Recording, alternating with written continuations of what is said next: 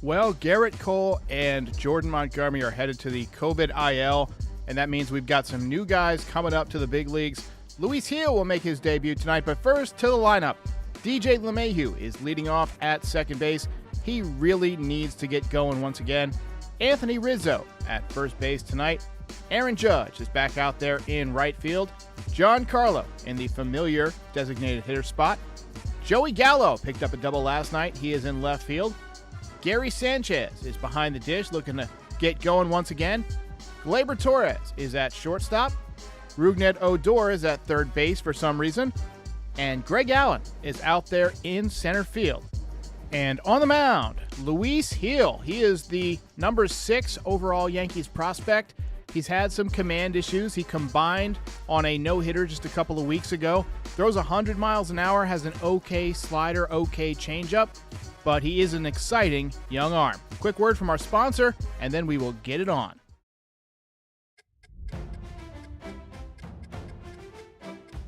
This episode is brought to you by Manscaped, makers of the Lawnmower 4.0 and the Performance Package. A lot of people ask me, how can they support the podcast? And one way that you can do it is by supporting my sponsor, Manscaped. The Lawnmower 4.0. This thing is an amazing little tool. It's got the skin-safe blade. It prevents nicks, tugs, all that uncomfortable stuff. It's got this LED spotlight in case you decide to trim your beanbag during the middle of a blackout. It's waterproof, so you can take it in the shower. And look at this box. This is an amazing box. Nothing shitty has ever come in a box this nice. Wireless, it's rechargeable, it's quiet, and you can save 20% and get free shipping by visiting manscaped.com and using the code NYY Recaps at checkout. That's 20% off and free shipping using the code NYY Recaps. Your balls will thank you. My kind of team, Charlie. It's my kind of team. Boy, did we need a night like that. We have needed a laugher for a while, and we finally get one. Really impressive night for the young arms. Luis Gil and Steven Ryder especially. Vote for the belt winner if you want, but it looks like it's going to be a landslide, and it's going to go to number 81. Luis Gil, by the way, was wearing number 81, a nice wide receiver kind of number. His first K of the night was 99 miles an hour at the top of the zone. His spin rate was incredible.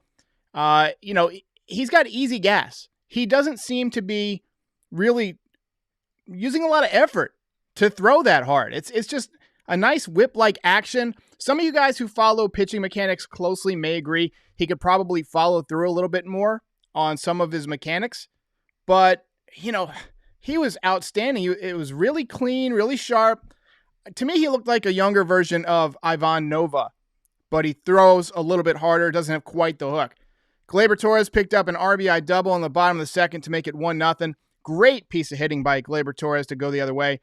Bottom 3, DJ picks up an RBI double to score Greg Allen to make it 2-0. Rizzo singles, throw into the infield, hits second base and bounces away. Weird play allowed another run to score. Stanton picks up the Yankees' 4th consecutive hit in the inning. Sanchez doubles. Yankees kind of blow it open a little bit. They go up 6-0. Luis Gil had a lot of confidence from the get-go. First big league outing, he was actually shaking off Gary Sanchez a lot in the top of the 4th. That's unusual for a young pitcher to come up and have that kind of confidence to call off a veteran pitcher. Giancarlo makes me eat a nice big shit burger for getting on him last night. In the 4th inning, 3-run home run over the short porch to make it 9-0. Finally get a stress-free evening. Final line for Luis Gil, 6 innings, 4 hits, no runs, 1 walk, 6 strikeouts. Spin rate, like I said, 25 to 2,600. That's way above average. That's really good. Gil and Ridings came out for the 7th. Where the hell has this guy been? First pitch was 101 miles an hour, and it missed by 2 feet. But it was 101 miles an hour. But I was having Nick Nelson flashbacks. I was like, all right, another guy who throws hard but has no idea where it's going. But then he strikes out the side. First strikeout was a 100-mile-an-hour fastball. And I want to see him more often. I don't ever want to see Brooks Kriske in a game if Gil and Ridings is available, period. Look up his minor league numbers. He's got a really good strikeout to walk ratio too. And this kid was I don't want to say cocky, but he was sure of himself, for sure. Wade knocked in a couple of runs in the 8th. Judge homered over the short porch, his 22nd of the year. That ball is high. It is far. It is gone. And the Yankees win this one. Resistance is futile. Ball game over. Yankees win. The Yankees win. That was a fun one. So Baseball Reg says Ridings was yelling after striking out dudes. Yeah, it's in the highlights. If you look at the bottom left-hand corner, I grabbed the highlights from that inning. His stuff was so crisp. I didn't catch his spin rate on his fastball, so if somebody could pull that up, that would be useful. I'll put it up on the screen. But you're talking about 101. I mean, for his first big league pitch, think he was pumped up? You know, you never know what's going to happen with a young arm. You know, we were really impressed when Nick Nelson came and made his debut against the Red Sox last year. Remember that night? I think it was on ESPN, and he came in and he just dominated. And that could very well be the story of this Steven Ridings kid. But for real, that was super impressive. Juan Santiago with the big dono. Let's go ahead and get the dono hype. Really like how Rugi and Glaber gave Judge some advice on what to look out for at the plate. That's what I call teamwork. Absolutely. Teamwork.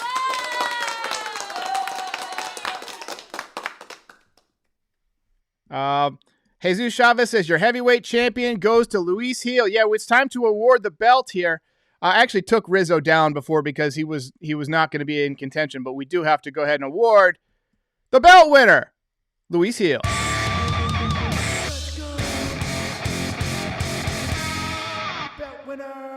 In his major league debut.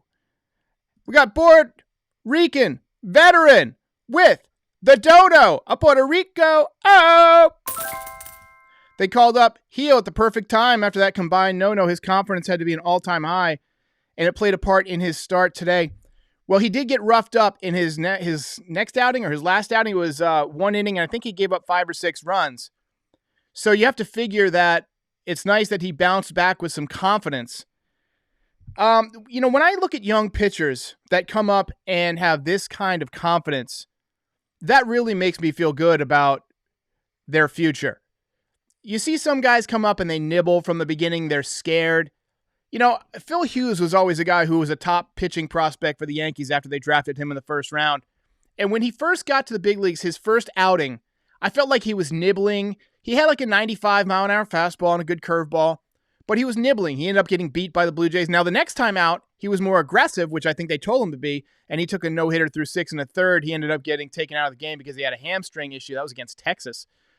But, you know, sometimes you see young pitchers come up and just nibble. We didn't see any of that from either Luis Gil or from Steven Ridings tonight. Both of these guys were aggressive in the zone. They trust their fastball. They were just blowing guys away. And we didn't see any hint of control issues from Luis Gil. That's all we heard. Borg, figure we could go to him for the data, says riding spin rate was 2,381 RPMs on average. Again, that's above Major League average. I think Major League average is about 2,300. So that's pretty good. I'm loving it. I'm loving it.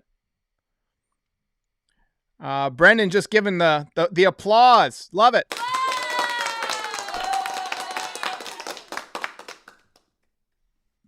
Jack Wagner says, demote Haney to bat boy. So unfortunately, the rotation has been kind of decimated. So Garrett Cole obviously was supposed to start today, and he didn't. Gil has just injected some life. Luis Severino made his first rehab start tonight. I haven't seen his numbers yet tonight, so if somebody wants to post that, I can put it up too. But I saw that Eli posted that his velocity was down around 94, 95, but somebody else said the stadium gun was 97, 98. So I don't know whom to believe. But it sounds like Luis Severino's right around the corner. But Garrett Cole out for at least probably a week.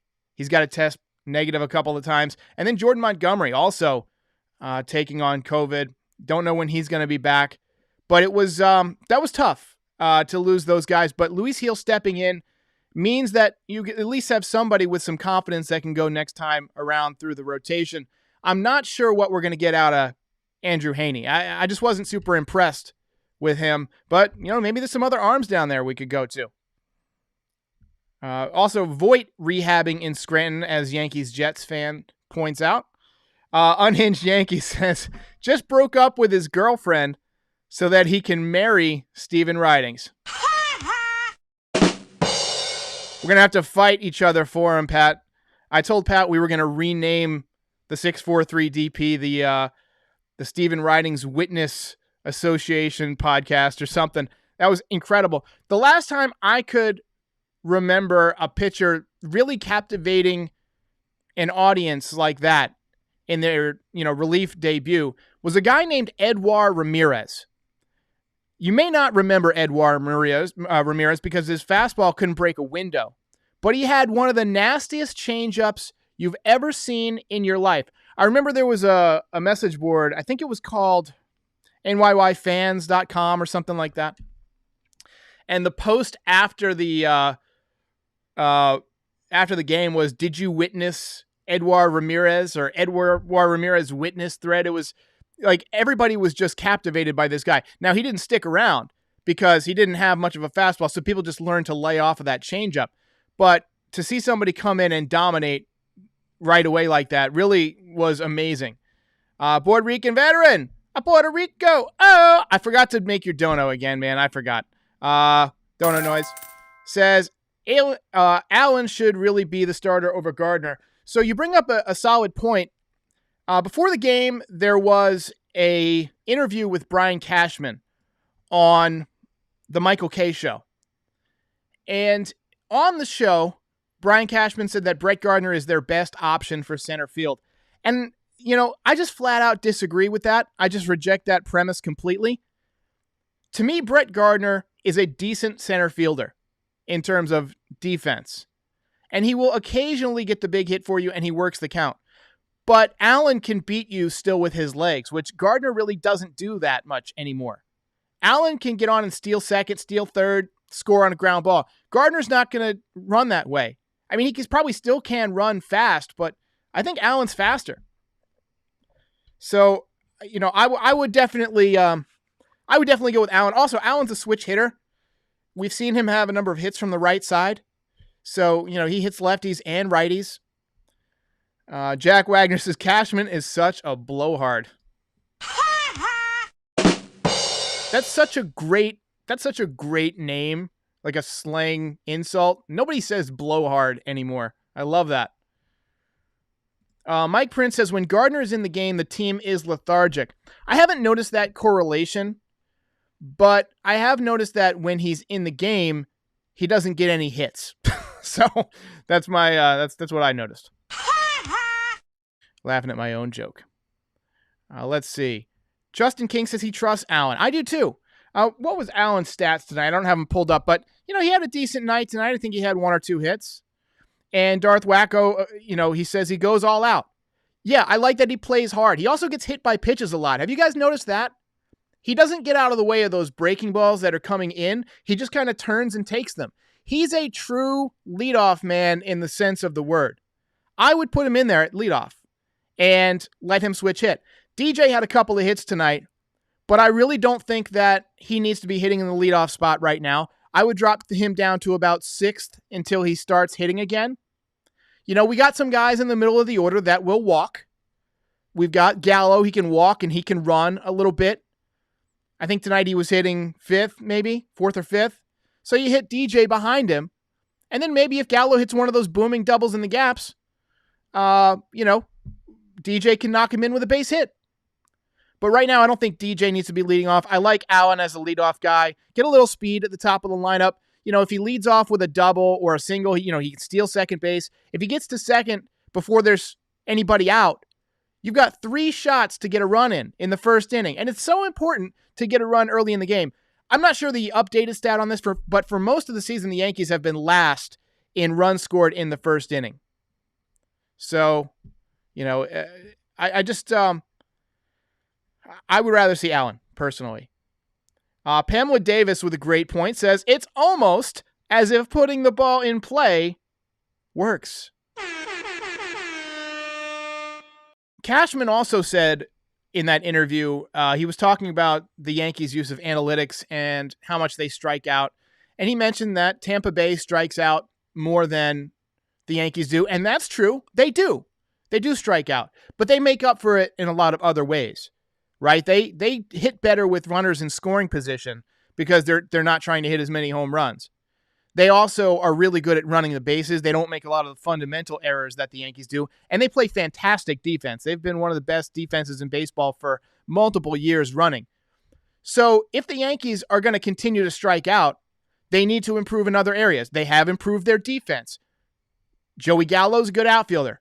Anthony Rizzo's a phenomenal first baseman from what we've seen. I don't want to see any more of Rougned Odor at third base. I like that he's trying to help the team. I'd rather see Wade go in there and maybe pick up a base hit, but he'll play third base.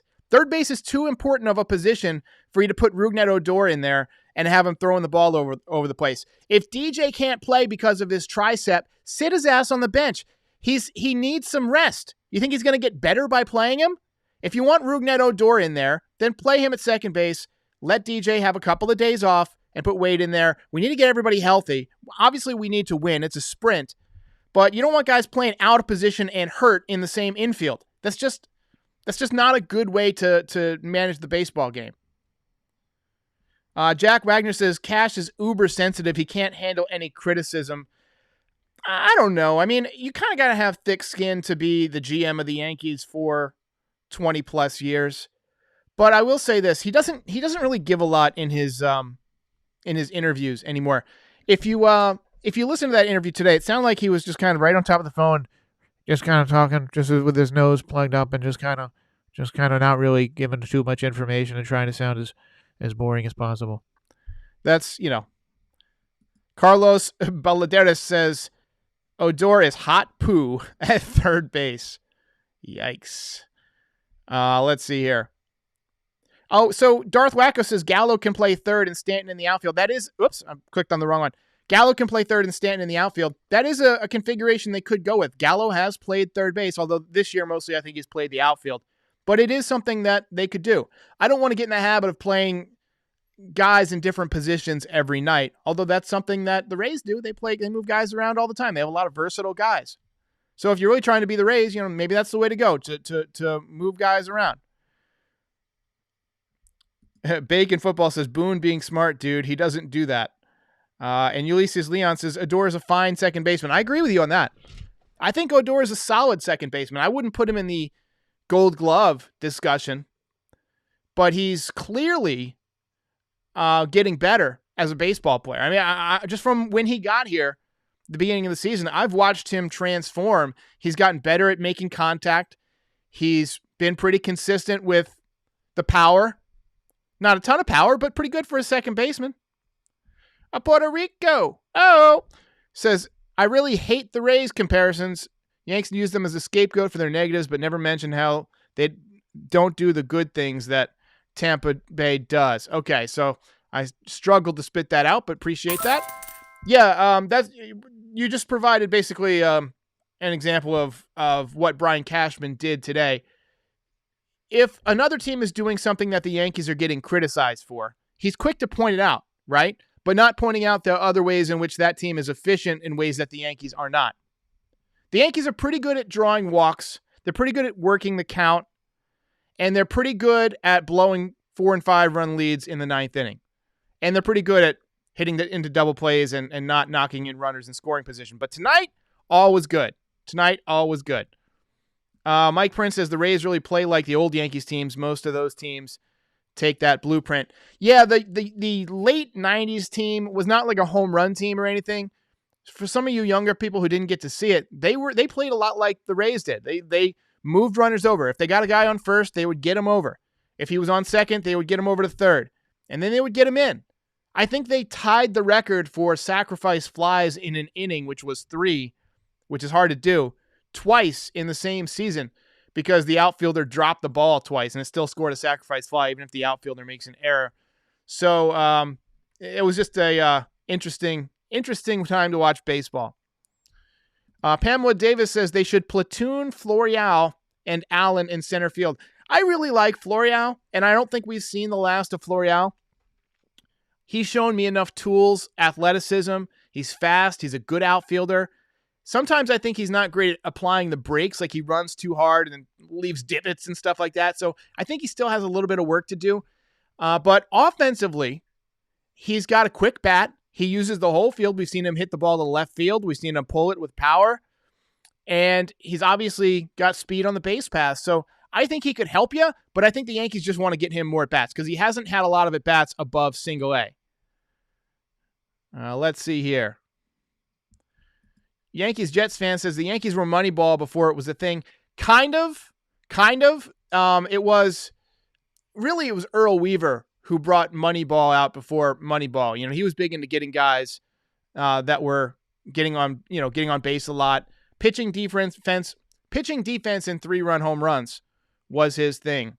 SB Game says, do you think Gil will be a bust? I have no reason to suspect he will be a bust, although I should set expectations that Luis Gil, while he had a great debut, he is still a developing pitcher. They would not have had him in the major leagues today if Garrett Cole didn't get hurt.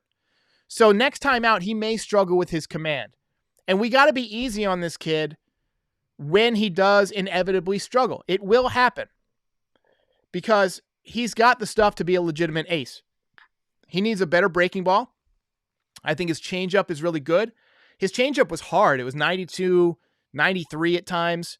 With the 98, 97 mile an hour fastball, that works, but you'd like a little bit more separation. If he could get that changeup down to like 88, 89, that makes him a lot more deadly. And his slider was okay.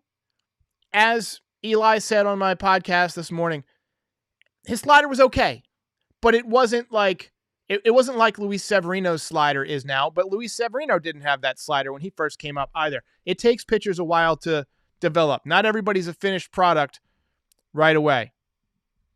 Hayden McLean says, what are your thoughts on Steven Ridings? So what we talked about him earlier, I just thought he was incredibly impressive. And, he just seems to have that relief pitcher mentality, that kind of, relief pitchers are guys that, listen to heavy metal. They're supposed to be guys that run on adrenaline, Think about Dennis Eckersley striking out guys and screaming, and the way Aroldis Chapman strikes guys out and stares them down. And then Jabba Chamberlain with his spin and hook. Rivera was the epitome of no emotion. So it's weird because he's the greatest relief pitcher of all time. But most relief pitchers are guys who thrive on energy, who really get into the moment. And Ridings seemed like that type of guy. First strikeout, 100 miles an hour. He gives one of these. That was just such a fun game to watch. Carlos Balladera says, Gil has easy gas. Yeah, and not the kind you get from Taco Bell. Lakota Brewer says, who do you think would win in a boxing match? Angel Hernandez or Joe West? I think they would both have heart attacks before it got too deep. That's my opinion. Double kill. My Yankee Marrero says, Ridings was smoking. I wholeheartedly agree.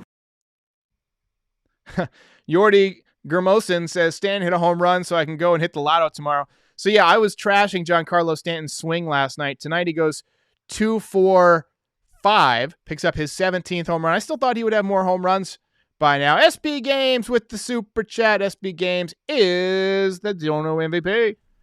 SB Games. Dono MVP.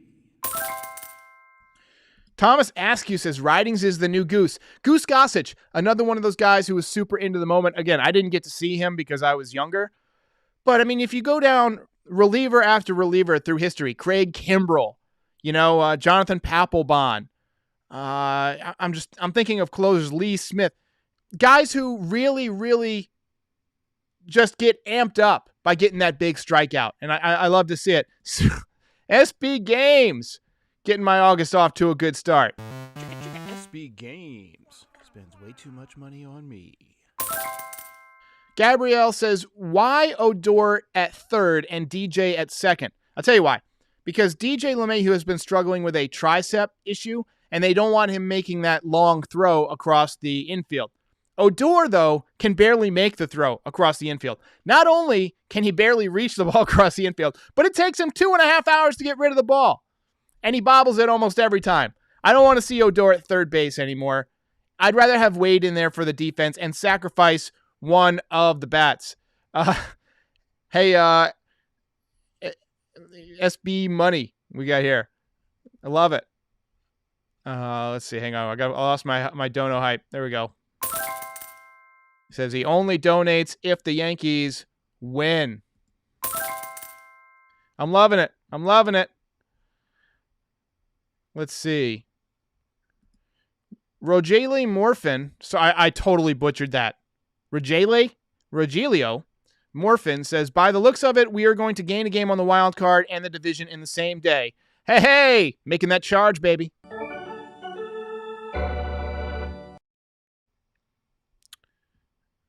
Let's see here. Mike Prince says Rizzo saved Odor twice. Yeah, that should not go unnoticed. Rizzo made a couple of really nice picks over there. And one thing I've noticed about Rizzo is that he really stretches off the bag. Like, some guys get pulled off the bag quite easily. He can really, really stretch. He's been doing it a long time. He's very flexible. And when you need to, as a first baseman, go off the bag. Get the ball. The most important thing is to keep the ball in front of you, right? The out is secondary to keeping the ball in the infield, not letting it get past. We used to see Mike Ford and Jay Bruce try and stretch to get to the ball, but they can't, and the ball would get past. Jay Bruce because he was not a first baseman, and Mike Ford because I just don't think he was super flexible. We saw it a few times. He made some nice picks, but he couldn't venture out very far. Puerto Rican veteran says, you think Rizzo can play third when Voit comes back? Rizzo throws lefty, so I don't see that happening, although it has happened before. Don Mattingly played third base once, if you watch his highlight reel. And we got another from SB Games. That's why he's the Dono MVP, guys. SB Games spends way too much money on me. Puerto Rican veteran says, when I grow up, I want to be like SB Games. And he just keeps bringing the noise and the thunder. SB Games spends way too much money on me. SB, is it okay if I don't do it throws off the rhythm of the show if I keep hitting the dono alarm for you. So I appreciate all your donations, but I'm going to try and limit it. Let's talk a little bit more about some baseball. And Lori C makes a good point. Let's go ahead and hit that like and subscribe button. These chats should be for subscribers only. Pamela Davis echoes my sentiments. I don't think Rizzo can play third. It's unlikely that the Yankees would use a left-handed third baseman. I don't think he's ever played third base in his life, at least not in the major leagues. I think, Gio Urshela will be back, pretty soon, probably. His hamstring didn't seem that bad. He was able to play through it a little bit. And because they're getting into a pennant race, I think they're going to get him back as soon as they can. Tyler Wade can play a little bit of third base.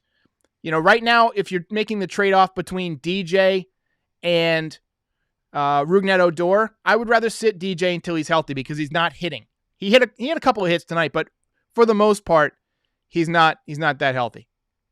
Or whatever. He's not hitting that well. Melanie Highstand says, remember that Hio is our 6th best prospect. You can see why he's top 10.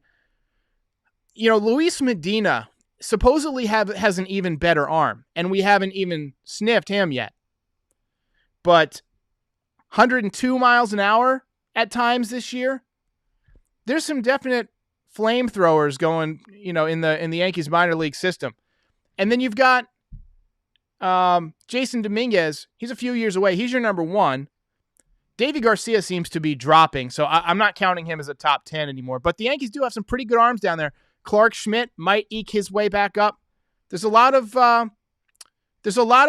pitchers that I think have a shot at cracking this rotation over the next couple of years. President says Rays could trade their entire team and still win 90 games. Yeah, I mean, Rays just figure out a way to do it. They just figure out a way to do it. Lakey the Baker says, do you think the Yankees can find a way to re-sign Anthony Rizzo? So Brian Cashman made it pretty clear today that he's not committing to wanting to re-sign Rizzo, that he's looking at Rizzo as a rental. It's really going to depend on what Rizzo asks for. And if Rizzo goes berserker over the next couple of months like we think he will, then he's going to be able to ask for a significant price. But you do have Luke Voit, that, gives you a little bit of leverage in negotiations because you can say, well, we'll just bring Luke Voit back. I'm not sure the Yankees want to do that.